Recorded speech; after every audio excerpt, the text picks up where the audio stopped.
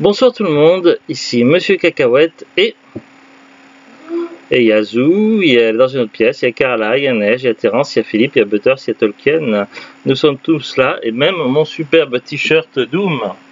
Bref, donc, bon, je sais pas si on voit bien avec l'éclairage, bon, super content. Alors, nous sommes aujourd'hui jeudi 15 mai 2025, il est 23h11 déjà. Ce soir, dans ce nouvel épisode de Parlons DVD, on a regardé un classique du cinéma, un classique de l'heroic fantasy, ou plutôt du fantastique. Héroïque ou fantastique, difficile à dire. Un film qui a marqué ma jeunesse, qui a un petit peu vieilli, mais ça va encore bien. Et qui a eu une suite dans une série télé, mais qui n'a pas eu beaucoup de succès. Il s'agit d'un film qui a été beaucoup rediffusé dans ma jeunesse, dans les années 80-90. Je ne sais plus sur quelle chaîne télé ça passait, TF1 ou M6, je pense que c'était M6.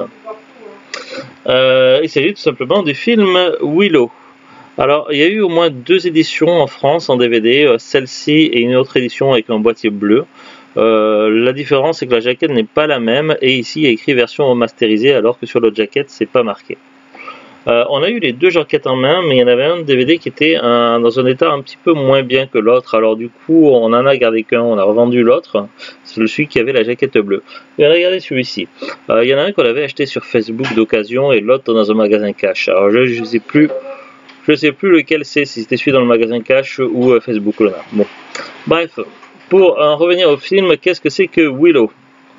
Le Willow abîmé, il est parti chez moi. Ah oui, peut-être. Donc Willow, alors, il était une fois une méchante sorcière maléfique qui ressemble beaucoup à Maléfique de Disney, qui est très maléfique et qui kidnappe un bébé pour d'obscures raisons, enfin qui veut kidnapper un bébé pour le sacrifier à des entités maléfiques pour être encore plus maléfique et plus méchante et avoir plus de pouvoir. Sauf que évidemment une servante part avec le bébé pour le protéger, mais elle est traquée par des espèces de créatures mi-loup, mi-facochères. Et finalement, elle est vouée à une mort certaine. Du coup, elle laisse, tel Moïse, le bébé sur les flots, qui est vite recueilli par une tribu de hobbits qui passait par là. Non, par une tribu de, je ne sais plus comment ils s'appellent, de petits bonhommes d'humains de petite taille. Non, les brownies, c'est les tout petits trucs encore plus petits. Ouais, non, c'est que lui qui se fait appeler Peck parce que c'est un terme péjoratif, mais ça, non. Bref, donc, ces gens, ils vivent dans une tribu qui ressemble, enfin, dans une espèce de territoire qui ressemble beaucoup à la comté, avec des maisons assez petites, presque comme dans la comté, mais en plus petite. Ils vivent de façon assez similaire à la comté. Alors, on va pas dire est-ce que c'est inspiré des films Seigneur des Anneaux, parce que les films Seigneur des Anneaux n'étaient pas sortis à cette époque-là, mais les livres Le Seigneur des Anneaux existaient bel et bien bien avant le film Willow. Donc, on peut imaginer qu'il y a eu une grosse inspiration quand même dans la saga des livres du Seigneur des Anneaux. Bref, du coup. Sauf que je me souviens plus du nom de ces créatures, donc de ces gens de petite taille. Ils ont peur que ça leur retombe dessus et du coup ils montent en place une expédition d'un petit groupe qui vont aller transporter dans un voyage périlleux le petit bébé afin de le jeter dans le volcan du Mordor. Non, pour aller simplement le ramener à des gens qui pourront en prendre soin. Sauf que évidemment au fil de l'aventure, des personnes quittent l'aventure au fur et à mesure, comme dans le Seigneur des Anneaux, et d'autres personnes arrivent en chemin pour prêter main forte. Notamment un type qui passe pour un gredin notoire et qui fait partie d'une type de créature appelée je ne sais plus comment, et qui ressemble plus à des humains classiques. Et finalement, ce type qui passe pour un gredin n'est pas si gredin que ça, et même s'il a des allures un peu rustres qui n'a pas l'air très chevaleresque, il va s'avérer qu'il a certaines qualités et qu'il va aider Willow dans son aventure. Donc il est incarné par Val Kilmer, alors que Willow est incarné par Warwick Davis. Et il y a également d'autres créatures encore plus petites que le peuple de Willow qui vont leur prêter main forte et qui s'appellent les brownies ou les brownies, comme les gâteaux. Sauf qu'ils sont très petits et qui ressemblent un petit peu aux petits personnages qu'il y a dans Evil Dead 3 quand il y a des clones miniatures de Ash qui sont dans le moulin et qui vont lui jeter et jouer des mauvais tours. Donc bref, ces brownies vont s'allier à Willow et je sais plus comment il s'appelle, le type là, le grand type qui est la même taille que nous quoi. Et puis en chemin il va y avoir également des méchants dont la fille de la sorcière qui finalement n'est pas si méchante que ça. Il va y avoir un début de romance qui va se créer au fur et à mesure de l'aventure entre des personnages et il va y avoir également un personnage mystérieux magique qui se retrouve sous forme animale et qui va être métamorphosé plusieurs fois. À un moment donné, Willow va également rencontrer la fée Clochette, donc on voit clairement une image où c'est quasiment un clone de la fée Clochette qui va finalement bien expliquer la mission de Willow et lui donner une baguette magique parce qu'il est censé devenir un grand sorcier. Et finalement il va devoir après aller chercher donc l'espèce de créature qui va se transformer plusieurs fois parce que Willow ne sait pas vraiment faire de la magie. Bref, donc ça va être toute une aventure épique pour que l'histoire se déroule jusqu'à se terminer à la forteresse de la grande méchante sorcière avec des combats entre des chevaliers, des monstres un monstre gigantesque qui ressemble beaucoup aux effets spéciaux qu'il y a dans les vieux films comme le Choc des Titans et également des combats de sorcières et puis après un happy end classique. Sauf que cette fois-ci, contrairement au Seigneur des Anneaux, le héros, donc Willow, ne va pas aller se sacrifier dans le monde des morts. Bref, on a des éléments qui rappellent par moments les romans de J.R.R. Tolkien, donc le Seigneur des Anneaux, et on a également des éléments qui semblent fortement inspirés de l'univers de Disney. Et du coup ça fait un espèce de petit mélange mêlant un petit peu des aspects d'heroic fantasy voire de dark fantasy et également des moments également d'aventure tout sur un fond de film évidemment familial, bon enfant et plutôt classique. Alors évidemment certains effets notamment les effets spéciaux ont vieilli mais ça reste encore assez bien regardable. Et puis sinon tout le reste, tout ce qui est évidemment aventure, costume, réplique, dialogue, tout ça, ça reste de très très bonne qualité et ça a plutôt bien vieilli dans l'ensemble. Ma foi c'est un film que la dernière fois je l'avais vu, j'avais 18 ans donc ça date un petit peu et c'était sur PlayStation 2 que j'avais utilisé pour lire le DVD et maintenant j'ai vu le DVD et c'était sur PlayStation 4. Le temps a passé. Donc voilà, que dire, donc je suis très content de l'avoir, ça fait partie des films d'aventure et d'heroic fantasy classiques cultes à avoir dans sa collection. Évidemment de mon côté j'ai quand même l'effet nostalgie qui joue sur l'appréciation du film, effet que vous n'aurez peut-être pas si vous n'avez jamais vu le film dans votre jeunesse. Donc le côté nostalgie je l'ai, donc est-ce que c'est un film qui plaira à tout le monde maintenant ? Pas forcément, il se peut que les plus jeunes générations d'entre vous puissent ne pas apprécier de la même façon que moi j'apprécie le film. Après évidemment ça va être une question de goût, mais ma foi j'étais plutôt globalement bien surpris, donc j'ai plutôt bien apprécié de revoir à nouveau ce film. Donc là c'est dans une édition remasterisée. On va lire quand même le synopsis au dos du boîtier. Une extraordinaire aventure lorsque Willow Ufgood, Warwick Davis, un jeune paysan, féru de magie appartenant au peuple des Nelwyn, découvre un bébé abandonné sur un radeau d'osier. sa vie est bouleversée. Poursuivi par la cruelle reine Baymorda, Willow doit faire équipe avec un chevalier un peu sauvage, Val Kilmer, pour protéger le bébé et vaincre les forces des ténèbres. L'ultime combat du bien contre le mal est lancé. Redécouvrez le chef-d'œuvre d'Heroic Fantasy écrit et produit par George Lucas, Star Wars, et réalisé par Ron Howard, Apollo 13, un homme d'exception.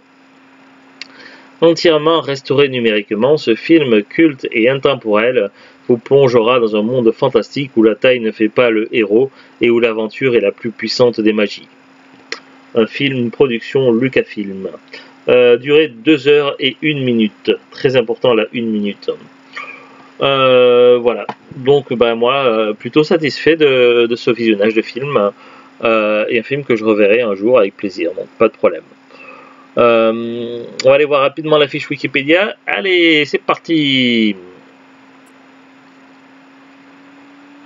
Willow, film américain et réalisé par Ron Howard, est sorti en 1988. J'avais quel âge? En 88, j'avais 5 ans. Le film est produit par George Lucas et écrit par Bob Dolman, d'après une histoire de Lucas. Il raconte l'histoire d'un magicien amateur, Warwick Davis, qui fait équipe avec un guerrier, Val Kilmer, pour protéger un jeune bébé, future princesse d'une reine tyrannique, Jane March. Lucas conçoit l'idée du film en 1972, approchant Howard pour le réaliser pendant la phase de post-production de Cocoon en 1985. Bob Dolman est engagé pour écrire le scénario, proposant 7 versions que Lucas révise activement. Le scénario final est terminé à la fin de l'année 1986. Le film est coproduit par la Metro-Goldwyn-Mayer et le tournage débute en avril 1987 pour se terminer en octobre. La majorité du tournage a lieu dans la carrière de Dean Orwick au Pays de Galles, avec une partie au studio d'Elstree en Angleterre ainsi qu'une petite partie en Nouvelle-Zélande, comme le Seigneur des Anneaux, tiens. Industrial Light and Magic a créé les effets spéciaux qui ont permis une avancée décisive dans la technologie de la morphose. Le film sort en 1900... Elle est où la souris? Pourquoi la souris répond plus déjà? Voilà, ça bug un peu. Le film est vraiment tant que je change d'ordinateur. Donc le nouvel ordinateur est là, mais il n'est pas installé, il n'est pas prêt. Et du coup, on est sur les derniers parlons DVD avec l'ancien ordinateur, donc c'est encore la galère. Hein. Je le mettrai en route ce week-end, je pense, si j'ai le temps. Donc le film sort en 1988 et reçoit des critiques mitigées, saluant les effets visuels et l'écriture des personnages, mais blâmant sa mise en scène et son intrigue. Il rapporte 137,6 millions de dollars US sans doute de recettes dans le monde pour un budget de 35 millions de dollars. Bien qu'il ne s'agisse pas du succès escompté, le film génère des bénéfices grâce au box-office international, à la sortie en vidéo et diffusion à la télévision. Il est nommé aux Oscars dans 2 catégories, une trilogie littéraire nommée Les Chroniques de la Terre d'Ombre, faisant office de suite au film et publié entre 1995 et 2000. Une série télévisée également intitulée Willow propose une suite alternative en ignorant les événements des livres, est sortie sur Disney+ en 2022 et a été enlevée de Disney+ en 2022 aussi. Je crois que la série elle est restée que quelques mois, pas plus hein, de mémoire. Et depuis, il n'existe plus aucun moyen de voir la série télé. Il n'y a qu'une saison et c'est impossible à regarder nulle part. Hein. En tout cas de manière légalement. Et d'ailleurs, je suis même pas sûr qu'ils vont sortir une édition DVD ou même Blu-ray. À mon avis, c'est pratiquement impossible. Ils ont fait le même coup avec le film La Princesse, hein, qui était une production sur l'ancien truc de la Fox, je crois, mais sur Disney+, et qui a rapidement disparu. Et c'était également de l'Heroic Fantasy. Faut croire que l'Heroic Fantasy est un petit peu damnée, maudite. C'est dommage parce que c'est un de mes genres de films préférés. Bref, donc après on a le synopsis qui raconte toute l'histoire. Donc le titre du film Willow, réalisateur Ron Howard. Budget 35 millions de dollars US, genre fantasy, disent, durée 126 minutes, sorti aux États-Unis le 20 mai 88, en France le 14 décembre 88. Casting Warwick Davis qui joue Willow.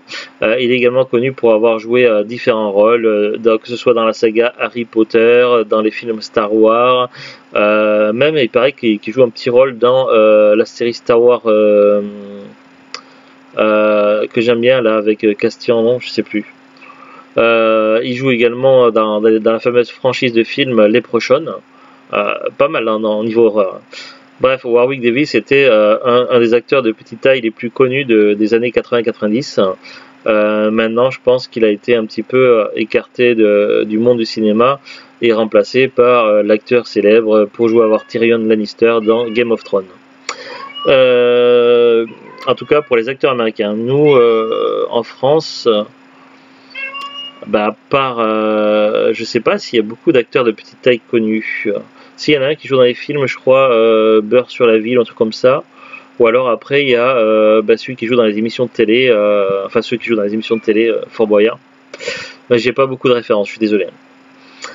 Sinon, dans le casting, on a également Val Kilmer, qui joue Mad Martigan. Joanna Whalley qui joue Sorcha, donc la fille de la reine maléfique, mais qui est finalement gentille. Alors, je suis assez curieux, j'aimerais savoir dans quoi elle a joué, voir si je l'ai vu dans d'autres films. Voyons voir, allez, je vous l'affiche. Alors, Joanna Whalley, actrice britannique, née en 61 à Salford. Qu'est-ce qu'elle a joué? Elle a joué dans Pink Floyd The Wall, une groupie. Willow en 88, Le Complot en 88, Kill Me Again en 89. Pas mal de films que je connais pas trop. Twixt en 2011 de Francis Ford Coppola. Je pense que ça n'a aucun rapport avec les barres chocolatées. Après, c'est peut-être plus une actrice série télé, télévision, je sais pas. Gossip Girl, Princesse Sophie de Monaco. The White Princess, elle joue beaucoup des princesses hein, dans Margaret Duchesse de Bourgogne. Daredevil, Sir Maggie Grace 2018. Daredevil 2018, c'est quoi? C'est la série télé. Bon, voilà. On revient sur la fiche de Willow. Carla, ça va? Miaou miaou. Bien, Carla. Avant, tu aimais bien jouer à cette heure-ci avec tes balles. Pourquoi tu n'as plus tes balles préférées? Il y a également donc Jane Marsh qui joue la reine Bavmorda. Patricia Hayes, Billy Barty, Pat Roach, Kevin Pollak qui joue Raoul en VF.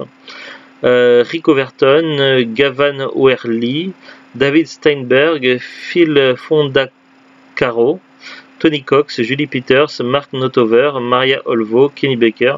Alors il y a un doubleur qu'on a beaucoup aimé dans le film et qui jouait notamment le doubleur dans L'homme qui tombe à pic à la série télé, qui a une voix très agréable en VF, mais alors qui c'est qui double, je sais pas du tout si j'avais retrouvé le personnage. Je me demande si c'est pas Vincent Violette doubleur VF, je vais voir rapidement. Alors Vincent Violette. Ça rame. Acteur, directeur, adaptateur français. Il a 77 ans. Il a été acteur de théâtre. Beaucoup de doublage. Dans les films, il a doublé John Turturro dans 21 films. Gary Oldman dans 7 films. Bill Pullman dans 5 films. Des acteurs que je connais pas trop. Jackie Chan. Bruce Campbell. Au service de Sarah, The Wood, Doctor Strange, Kiefer Sutherland, Robert Downey Jr. Il a fait énormément de doublage. Après, je sais pas forcément toutes les références. Je sais pas si c'est celui de L'homme qui tombe à pic. Il y a trop de doublage, je vais mettre des heures à tout regarder, donc je suis désolé. Sinon, que dire d'autre? Après, il y a des longs paragraphes sur la fiche de Willow, sur le développement du projet, tournage, effets spéciaux, bande originale. La bande originale du film est composée par James Horner et jouée par l'Orchestre Symphonique de Londres. Willow thème est ostensiblement similaire à l'ouverture du premier mouvement de la symphonie numéro 3 en mi bémol majeur de Robert Schumann. Ça m'a été familier, j'ai dû également entendre cette symphonie numéro 3 dans d'autres films ou séries. Introduit dans Escape from the Tavern, le thème est orchestré dans un style musical évoquant celui des compositeurs de Eric Wolfgang Korngold pour les scènes d'action des films de KPDP des années 40. Le thème joué à la flûte dans Elora d'Annan est emprunté à Mir Stank-Lee, le chant de Moisson de Trace popularisé par le chœur Le Mystère des Voix Bulgares. Il y a eu un Willow Original Motion Picture Soundtrack en 1988. Après, ça parle du box-office. Accueil critique. Le film a reçu un accueil critique assez mitigé, recueillant 48% de critiques favorables avec un score moyen de 5,6 sur 10 sur la base de 29 critiques collectées sur le site Rotten Tomatoes.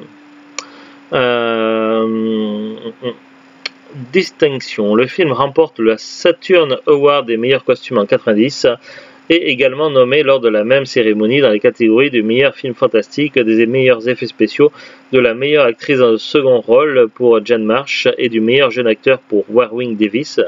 Le film est par ailleurs nommé pour l'Oscar du meilleur montage sonore et celui des meilleurs effets visuels lors de la 61e cérémonie des Oscars, ainsi que pour le prix Hugo du meilleur film en 1989. Produits dérivés.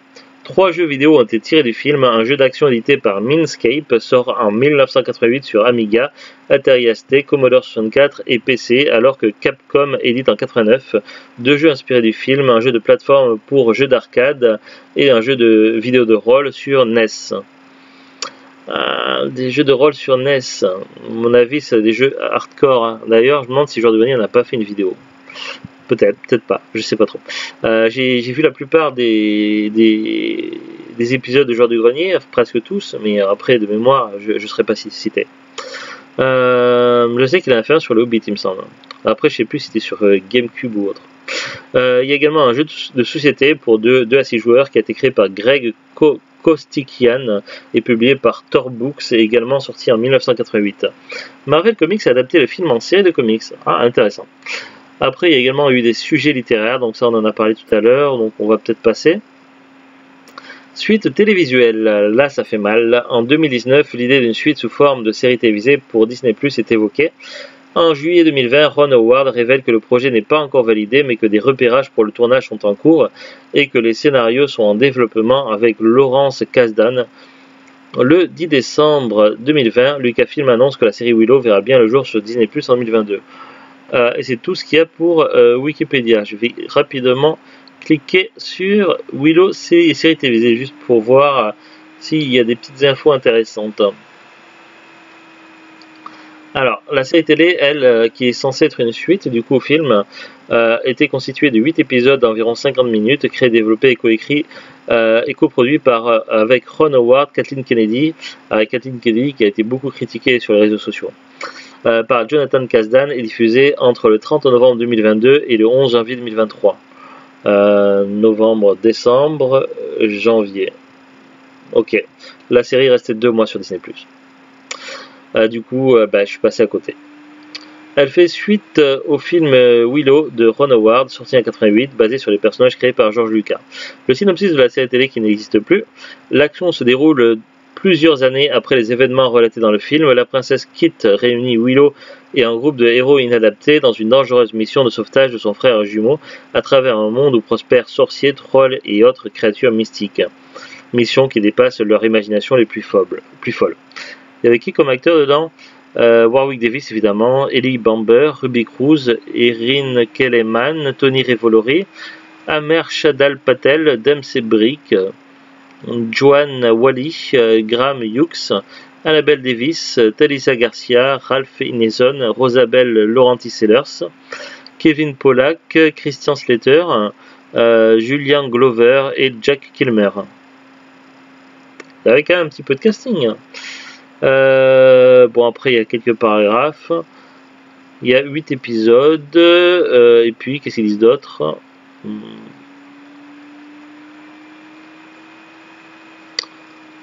Après, la série est notée 2,4 sur 5 sur Allociné. C'est peu. Et 5,4 sur IMDb. C'est un peu mieux. Voilà. On a fait le tour. Alors le DVD, donc le DVD, donc il y a eu au moins 2 éditions DVD de sortie, mais c'était il y a un petit moment, et depuis, je crois que le DVD n'a pas été réédité. Alors autant ils ont ressorti le film en format physique fin 2024, je crois en décembre, mais uniquement en Blu-ray 4K, donc 4K Ultra HD.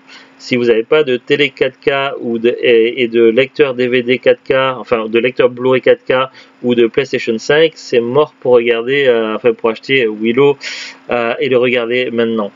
Ou alors après il va falloir aller sur de l'occasion chez les vendeurs pro, les particuliers, où essayer de trouver un bon plan avec un DVD pas trop rayé de façon à être sûr que ça fonctionne et que ça bug pas. Après en vrai le prix du Blu-ray 4K il coûte pas si cher que ça. Hein. Quand les 4K sont sortis au début ça coûtait plus de 30 balles, entre 30 et 50 euros. Maintenant je vois de plus en plus de 4K sortir, ressortir, rééditer entre 14 et 16 euros. Là par exemple Willow en 4K Ultra HD il est à 14,99 € expédié, vendu par Amazon. C'est très correct, encore faut-il être équipé pour les regarder. Bon, nous ça va, on a une télé sur deux en 4K, celle de la chambre, dans le salon c'est mort, c'est pas du 4K. Et au niveau des supports, eh bien, on n'a pas de lecteur Blu-ray 4K, mais on a une PS5, donc on peut quand même regarder sur la PS5, qui est évidemment dans la chambre là où il y a la télé 4K, sinon ça serait pas logique. Mais bon, voilà. Vu que c'est un film qui est un petit peu daté, les effets spéciaux sont datés, acheter Willow en 4K, franchement, ça serait pas pertinent parce qu'on n'y gagnerait pas grand chose visuellement. Donc, je pense qu'en vrai, une version DVD est largement suffisante pour ce film. Par contre, évidemment, pour du Star Wars récent ou du Marvel récent, le support 4K peut être très intéressant. Après, évidemment, c'est une question de choix. Par exemple, regarder une comédie où il n'y a aucun effet spéciaux en 4K, c'est un peu stupide. Autant acheter DVD ou Blu-ray. Bref, donc sinon j'ai regardé sur Rakuten vite fait. Il y a une fiche d'édition DVD. Alors c'est pas la même que la nôtre. C'est l'édition spéciale avec sur fond bleu, jaquette. On peut le trouver neuf à partir de 13 € et d'occasion à partir de 90 centimes. En vrai, si on va sur l'occasion, ça reste correct, c'est abordable. Par contre, il y a des éditions qui piquent un peu. Je vois là, il y a une édition collector Steelbook combo Blu-ray et DVD. Et bien là, neuf à partir de 100 € et 57 centimes. Et d'occasion 20 €. Sinon la cote de rareté, enfin, franchement je la connais pas bien pour Willow et je me suis posé des questions pendant un temps. Évidemment quand Willow est en DVD dans les magasins d'occasion style cash, les gens ils se jettent dessus, ça reste pas très longtemps, donc évidemment c'est un DVD qui est un petit peu recherché, mais pas tant que ça puisque la cote d'occasion est vraiment assez basse sur Willow quand on regarde. Alors que pourtant il n'est pas très commun à trouver, donc ça reste très paradoxal parce que généralement la rareté et la cote vont de pair, mais ça ne semble pas être le cas pour Willow, donc c'est un peu comme une étrangeté. Alors qu'on va sur d'autres œuvres, Halloween 6 qui n'est pas reconnu pour être l'un des meilleurs Halloween est pourtant extrêmement rare et extrêmement cher. Où il y a un téléfilm culte qui a, à mon sens, que j'ai adoré, qui est super, que je cherche toujours, c'est La Tempête du siècle de Stephen King. La cote de rareté est vraiment élevée et le prix également très élevé. Bref, la rareté et la cote, ça reste très subjectif. Du coup, en ce qui concerne Willow, c'est très difficile d'annoncer une cote sur ce film en DVD. Donc je ne pourrais pas vous dire jusqu'à quel niveau vous allez avoir des difficultés à le trouver en DVD. En tout cas, évidemment, neuf, ça va être très compliqué. Si vous n'êtes pas trop frileux du marché d'occasion, vous devriez pouvoir vous en sortir à pas trop cher. Le problème maintenant, c'est qu'il ne faut pas qu'il y ait de rayures fatales, parce que certaines rayures ne sont pas récupérables et du coup le DVD risque de sauter des chapitres et ça c'est très, très désagréable. Nous on a eu de la chance, on est bien tombé sur celui-là. Mais on a eu des DVD où ça a été une catastrophe et on a dû annuler des visionnages de Parlons DVD en attendant de pouvoir racheter les DVD, donc c'est arrivé quelques fois et c'est pour ça que certains films on n'en a pas encore parlé parce qu'on n'a tout simplement pas à trouver d'exemplaires fonctionnels. Bref, c'est tout pour ce soir, donc je vous dis à très bientôt et de bonnes aventures. Profitez bien, prenez soin de vous, et c'est l'un des derniers Parlons DVD sur cet ordinateur-là, mais on en fera d'autres prochainement. Il y en aura encore un normalement demain avec ce vieil ordinateur retraité, et puis après on passera certainement sur les nouveaux supports. Allez, à très bientôt. Tout le monde, au revoir. Au revoir.